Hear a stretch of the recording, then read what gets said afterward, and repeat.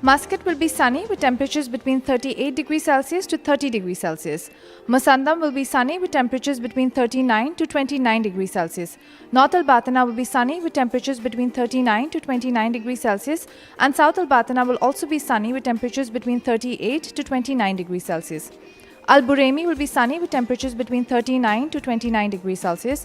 Al Dahira will have the possibility of a sandstorm with temperatures between 40 to 29 degrees Celsius. Al Dakhla will be sunny with temperatures between 41 to 27 degrees Celsius. North Al Sharqiya, there is also possibility of a sandstorm with temperatures between 42 to 27 degrees Celsius. South Al Sharqiya will be sunny with temperatures between 39 to 26 degrees Celsius. Al Wusta will be partly cloudy with temperatures between 34 to 24 degrees Celsius. Dhofar will also be partly cloudy with temperatures between 30 to 21 degrees Celsius. Oman's largest online supermarket now has no minimum order limit. From grocery to household items, Rafiq has everything that you want. Enjoy worry-free shopping with over 8,000 products to choose from and get it delivered straight to your doorstep. Rafiq, you order, we deliver. Welcome back to TTV. You're watching Midday Update. Now, before we get into the local news story of the day, let's see how the COVID situation in the Sultanate looks like today. The Ministry of Health announced the registration of 10 new death cases of coronavirus in the country today. This, in fact, has taken the total death toll in the Sultanate to 875. The Ministry of Health officials extended their deepest condolences to the family of the deceased. In addition to that, the Ministry of Health also announced the registration of 628 new coronavirus cases in Oman today. This has taken the total cases of coronavirus registered in the Sultanate to 95,339. In fact, this number also includes the recoveries of 86,482 patients and 875 deaths. Also, in the last 24 hours, 287 patients were reported to be recovered. The Ministry of Health officials has urged everyone to adhere to social distancing instructions and stick to the measures issued by the Supreme Committee and the Ministry of Health, and stay at home and not go out unnecessary. Now, from our local desk, public transport has resumed at sea and in the air and will recommence on land with safety regulations to protect passengers from infection during the COVID-19 pandemic. Mawassalat, the country's transport operator, will resume bus operations on September 27th, while Oman Air has already begun flights to Duqm. Both operators have also resumed their activities for a while now, with social distancing and sanitization measures in place. Intercity public transport services will start operating on September 27th, and public transport services within Muscat will operate from October 4th, said a statement from the Ministry of Transport, Communications and Information Technology. It also continued saying that the operation of transport services within Salalah will begin from October 18, and the date for operating public transport services in Sohar will be determined later by Mawassalat. As part of resuming operations, a number of steps to safeguard the health and hygiene of passengers are to be taken. Buses are to be sterilized before and after each trip, and all passengers traveling on intercity buses will have their temperatures checked before boarding. Masks must be worn by all on board, and hand sanitizers must be made accessible to them. Passengers are required to practice social distancing while in the bus through the prevention of people sitting on adjacent seats. It is also prohibited to stand inside the vehicle holding off handles within its discouraged, and passengers will only be allowed to board if they do not display the symptoms of coronavirus. With airports in the country resuming partial operations on October 1st, having adopted the required security protocols for travelers and staff, Oman Air began flights to Duqm on September 20th and is now operating 6 flights a week to the Wusta Governorate.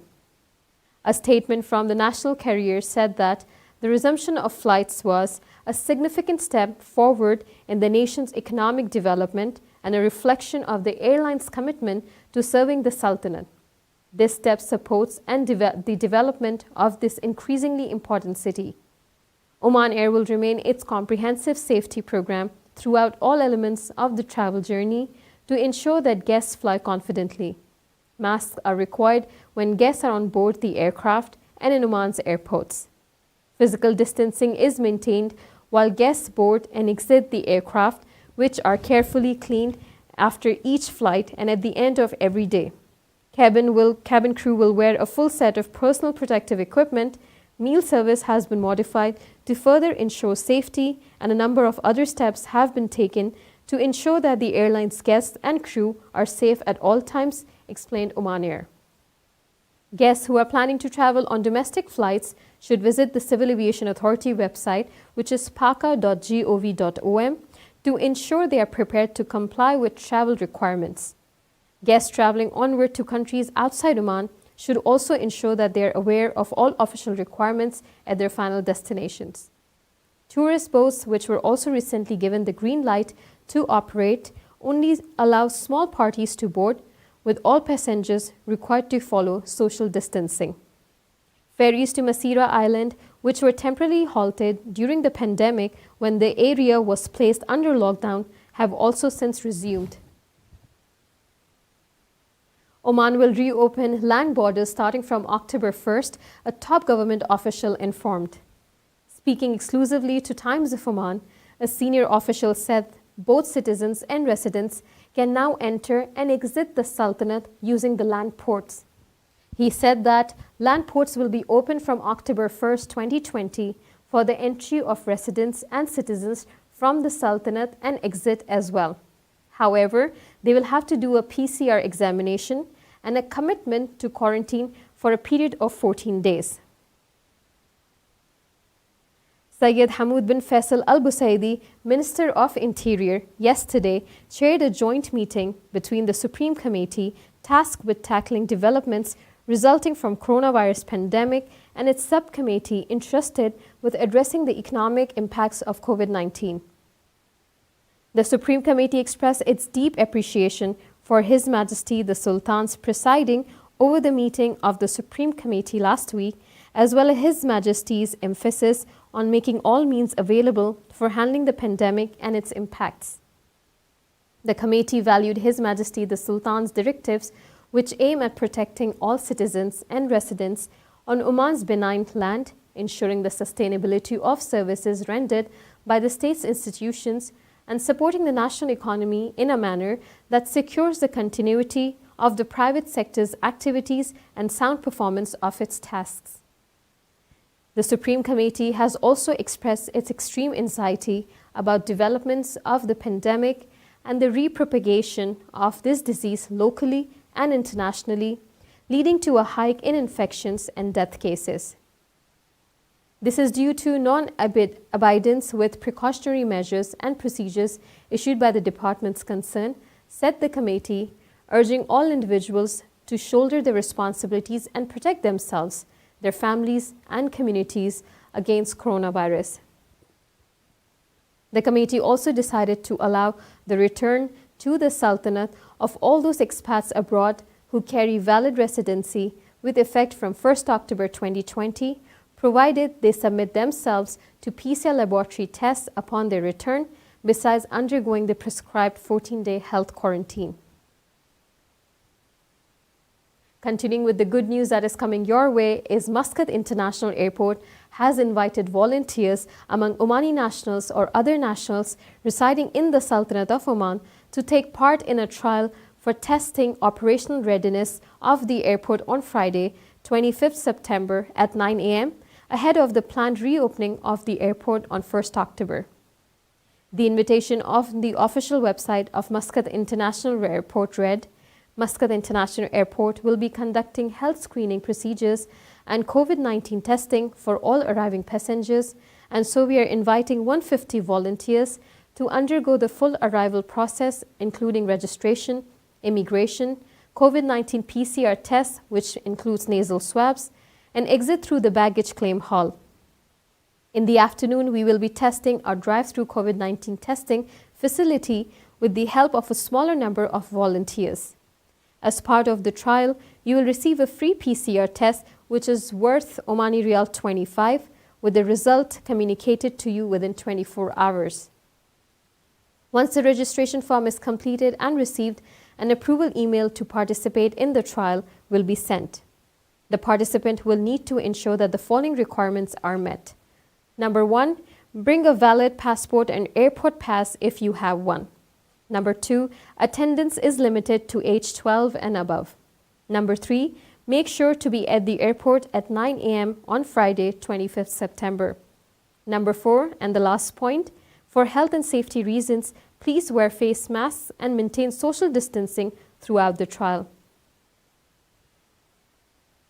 The Supreme Committee in the Sultanate has decided to lift the lockdown and the closure on the Dhofar Governorate starting from 1st October 2020. The committee has also decided to extend the packages of facilities related to the procedures provided by the government to private sector institutions and its workforce, and to allow the return of those holding valid residency from 1st October 2020.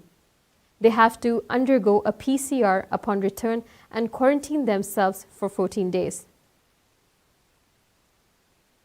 The United Nations Food and Agriculture Organization, known as FAO, has commended the progress made by the Sultanate of Oman towards achieving food security.